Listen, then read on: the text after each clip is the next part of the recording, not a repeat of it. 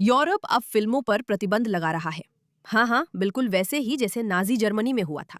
Germany ने फैसला किया है कि जिस फिल्म का ट्रेलर मैं आपको दिखाने वाली हूँ, उसे जर्मनी के नागरिक नहीं देख सकते, क्योंकि इससे हिंसा भड़क सकती है। बाकी हिंसक फिल्मों के मुकाबले इस फिल्म में कुछ राजनीतिक संदेश है। देखिए, क्या आप ट्रेलर से पहले इसे समझ सकते हैं? लड़का। सच तो ये है, आप सबका इस्तेमाल किया जा रहा है। हाँ बिल्कुल।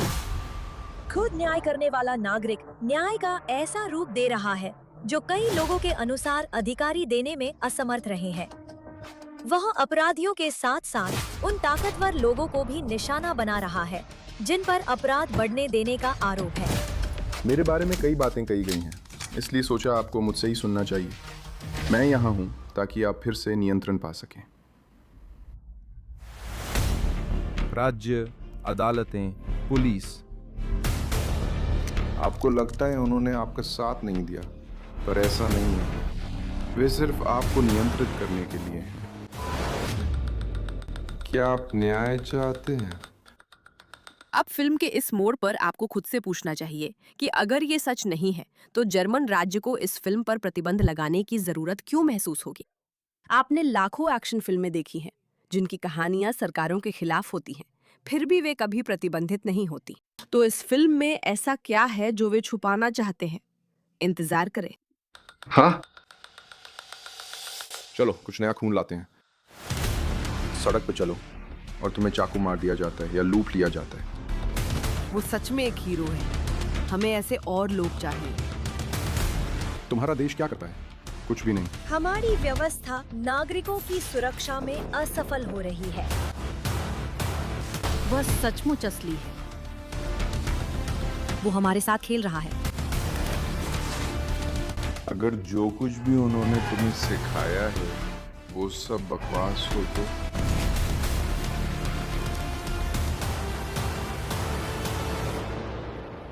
हम इतिहास बदल सकते हैं। सिटीजन विजिलेंटे, वो कहानी जिसे बैन किया जा रहा है क्योंकि उन्हें डर है कि इससे प्रवासियों के खिलाफ हिंसा भड़क सकती है। आनी और निर्माता दावा करते हैं कि वे नाजी नहीं हैं। तो फिर ये क्या हो रहा है? ये एक फिल्म है एक ऐसे आदमी के बारे में जिसे एहसास होता है कि राज्य उसे और उसके देश को हो रही हिंसा से नहीं बचाएगा। वो हिंसा जिसकी गवाही हम में से ज्यादातर लोग दे सकते हैं। इसलिए वो तय करता है कि अब हालात खुद संभालेगा। ये असली कहानी नहीं है।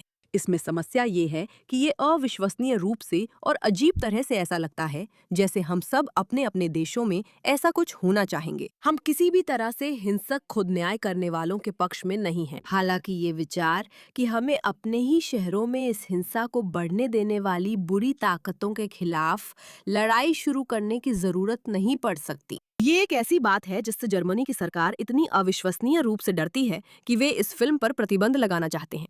चलिए इसके बारे में पढ़ते हैं। सिटीजन विजिलेंटे एक्शन थ्रिलर में आर्नी हैमर मुख्य भूमिका में है। वे विवादास्पद शख्सियत है, इसी कारण उन्हें ये भूमिका मिली और इसे जर्मनी में इसकी अत्यधिक हिंसा और कथित रूप से प्रवासी विरोधी संदेश के कारण प्रतिबंधित कर दिया गया है। निर्देशक बुल के अनुसार इस फिल्म को डेथ विश के आधुनिक संस्करण के रूप में प्रचारित किया गया है और इसे अमेरिका में शुक्रवार को क्वीवर द्वारा रिलीज किया जा रहा है।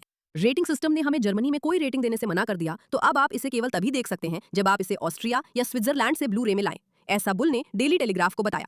लेकिन मुझे लगता है उन्होंने ये जानबूझकर किया। ये जानबूझकर बनाई गई सेंसरशिप थी। मैंने वकील रखा, लेकिन 6 बनाम 2 के वोट से हार गए क्योंकि बताया गया कि फिल्म प्रवासियों के खिलाफ हिंसा भड़का रही है। अब बताइए, आपने कितनी एक्शन फिल्में देखी हैं? कितनी फिल्में देखी हैं जो आम तौर पर अलग अलग आबादी, अलग अलग तरह के लोगों के खिलाफ हिंसा को भड़काती हैं?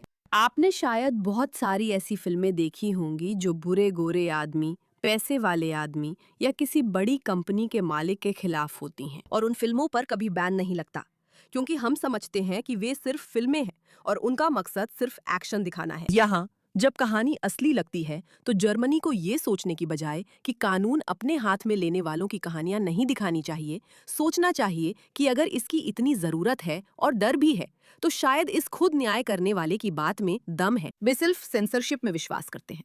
वैरायटी ने जर्मनी के रेटिंग FFSK से प्रतिक्रिया मांगी है।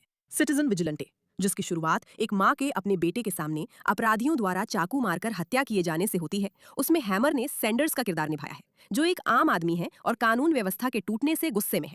वो अपराधियों और उन्हें बचाने वाले भ्रष्ट अधिकारियों को अपने हाथों न्याय देने का फैसला करता है। उसके निशाने ज्यादातर, लेकिन पूरी तरह से नहीं, प्रवासी होते हैं।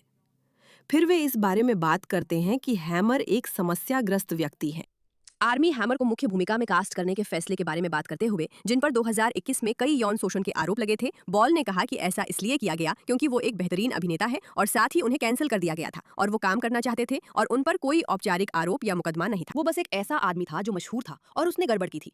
वो एक हैंडसम और करिश्माई इंसान है जो जेम्स बॉन्ड बन सकता है। दरअसल वो इस भूमिका के लिए एकदम परफेक्ट था। चलिए देखते हैं कि बॉल क्या कहते हैं। मैं, आप जानते हैं, काफ़ी समय से आपकी फ़िल्मों की फ़ैन रही हूँ। बड़े होते हुए फॉर क्राई मेरे भाई की पसंदीदा फ़िल्मों में से एक थी। मुझे तो याद भी नहीं है कि हमने इसे कितनी बार साथ में देखा है। लेकिन आपकी एक नई फिल्म आई है, सिटीजन विजिलेंट। खबर है कि इसे जर्मनी में बैन किया गया है। क्या आप बता सकती हैं कि यहाँ विवाद किस बात पर है? हाँ, मेरा मतलब है फिल्म में आर्मी हैमर को क्रोएशिया में रहते हुए दिखाया गया है। वो एक अमीर बिजनेसमैन है और वो अन्याय के खिलाफ कदम उठाते हैं, बस यही। और वो सोशल मीडिया हीरो बन जाते हैं। और वैसे भी ये तो आपने कई कई कई कई कई कई फिल्मों में देखा ही है। एक आदमी है, उसे लगता है कुछ गलत है, वो उसके लिए लड़ने का फैसला करता है, जैसे स्पाइडरमैन, मेरा मतलब है सुपरमैन जैसी फिल्में।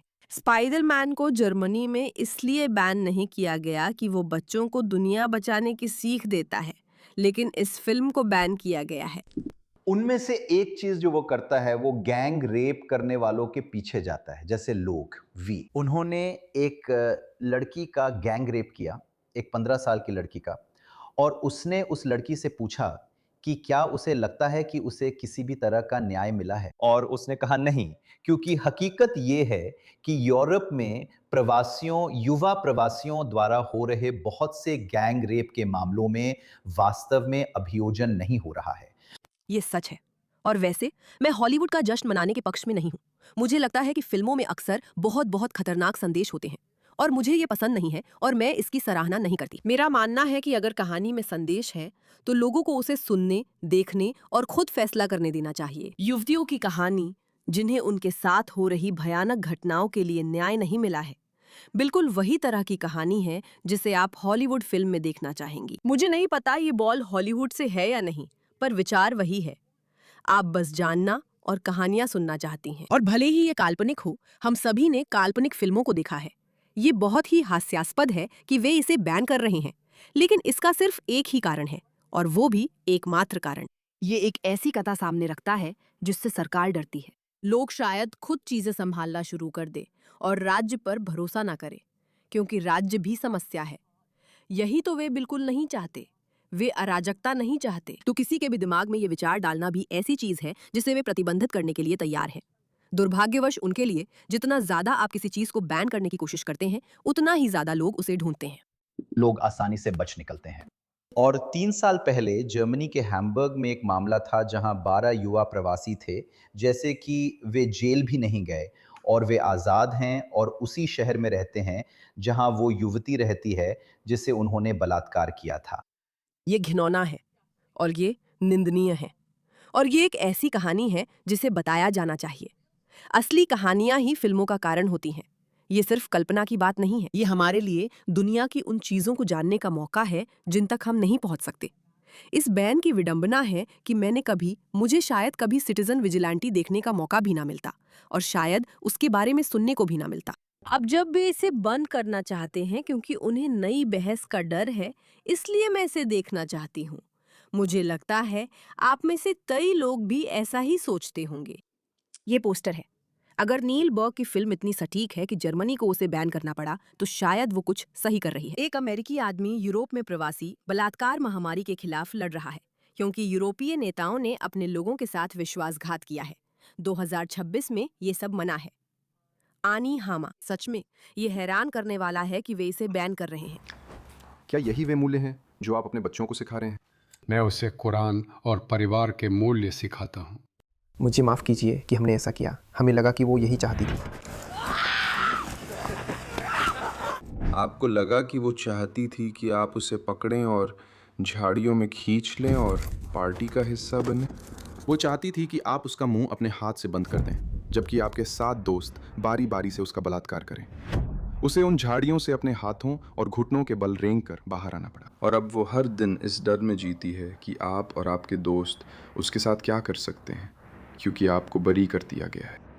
वैसे आपके वकील ने बहुत अच्छा काम किया जब उन्होंने उन्हें पीड़ित के रूप में पेश किया। वो क्या था? Traumatic integration.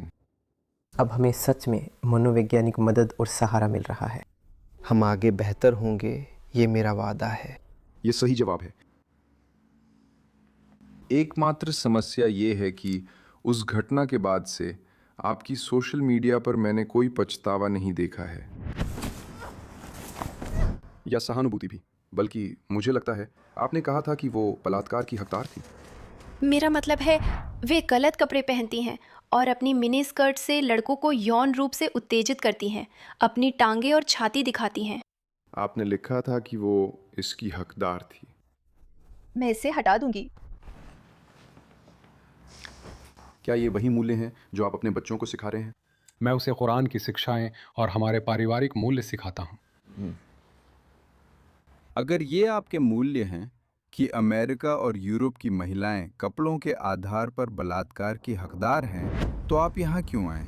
आप जानते हैं कि हमारे देश में गृह युद्ध है और हमारी ज़िंदगी खतरे में है। इसी वजह से हम यहाँ हैं। और मुझे लगता है कि आप ये जानते हैं। क्या आप जानते हैं मैं क्या सोचता हूँ? मुझे नहीं लगता आपके देश से अच्छे लोग आए हैं, मुझे लगता है बुरे लोग आए हैं। और मुझे लगता है कि आप अपनी पुरातन मूल्य व्यवस्था को अपने साथ लाए हैं। क्या हुआ? क्या परेशानी है?